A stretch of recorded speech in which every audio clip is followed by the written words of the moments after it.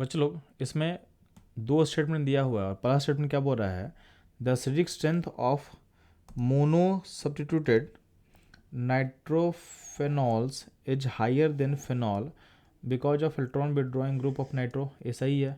अगर simple phenol रहेगा और उसी फिनॉल सिस्टम में अगर आप नाइट्रो ग्रुप को जोड़ देते हो तो नाइट्रो ग्रुप का नेचर क्या होता है, इलेक्ट्रॉन विड्रॉइंग। तो आप नाइट्रो जोड़ने से क्या होता है, नाइट्रो क्या करेगा, अगर इस यहाँ पे अगर अनायन बनता है फिनॉल सिस्टम में तो बस आपका बेंजीन का रेजोनेंस उसको स्टेबलाइज करेगा। यहाँ पे अगर अनायन बनाते हो तो आपका रिंग तो पार्टिसिपेट कर रहा है, प्लस क्या है यहाँ का जो डेंसिटी है यानी जो ओ पे जो नेगेटिव है उसको नाइट्रो का जो -m पावर है, इलेक्ट्रॉन विड्रॉइंग पावर है, तो ये डेंसिटी यहाँ जाएगा, डेंसिटी रिंग से यहाँ खींच लेगा। तो अल्टीमेटली क्या है, आपका जो कॉन्जुगेट बेस है यानी जो एसिड का बेस होगा वो ज़्यादा स्टेबलाइज करेगा। तो -m पावर जो होगा उस अनायन के स्टेबिलिटी को फर्दर इनहेंस करेगा। तो नाइट्रो पर जो इलेक्ट्रॉन विड्रॉइंग पावर है अनायन को स्टेबल करेगा। तो यानी इसका मतलब क्या है, कंपाउंड ज़्यादा एसिडिक होगा। यानी आपका स्टेटमेंट 1 क्या होगा, करेक्ट होगा। हम बात करते हैं स्टेटमेंट 2 का। तो इसमें बोला गया कि ऑर्थोनाइट्रोफेनॉल, मेटानाइट्रोफेनॉल and पारानाइट्रोफेनॉल्स will have the same acidic strength as they have one nitro attached to phenolic ring। अब ध्यान देना, स्टेटमेंट गलत है। गलत क्यों है, क्योंकि आपको पता है कि नाइट्रो ग्रुप क्या होता है, -Mn -I। तो फिनॉल के ऑर्थो पोजीशन,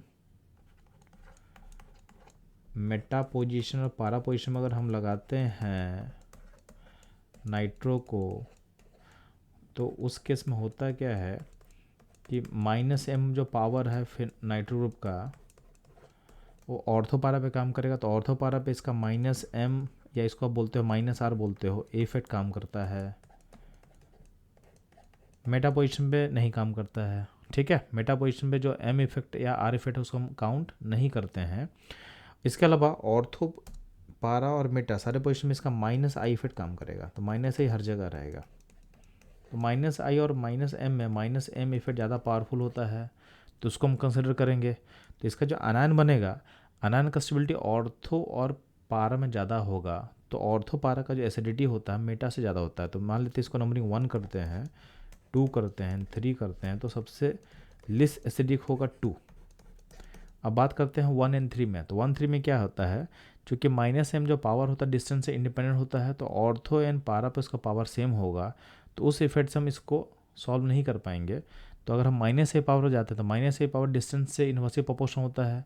तो -a पावर जो जो होगा वो ऑर्थो पे ज़्यादा होगा। तो ये ज़्यादा एसिडिक होना चाहिए था। तो लॉजिकली आप सोचोगे ना तो -a पावर ज़्यादा होने के कारण आपका ऑर्थो वाला ज़्यादा एसिडिक होना चाहिए था। तो एक्सपेक्टेड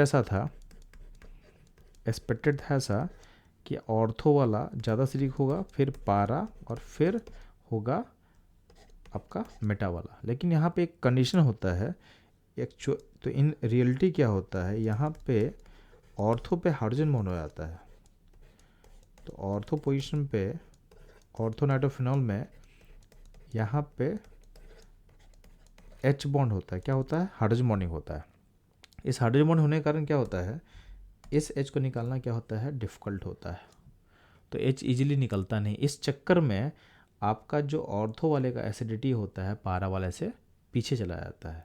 यानी आपका जो ज़्यादा एसिडिक कौन हो गया, पारा नाइट्रोफिनॉल हो गया। तो अगर आप करेक्ट ऑर्डर देखोगे, किस ऑर्डर को फॉलो करना है, तो सबसे ज़्यादा एसिडिक होगा 3rd यानी पारा, फिर होगा 1 ऑर्थो, पारा, ऑर्थो एंड फिर होगा मेटा इस केस में। तो रियलिटी में इस केस में ऐसा होता है। तो इसको आपको याद कर लो कि क्वेश्चन आने का हाई चांस है।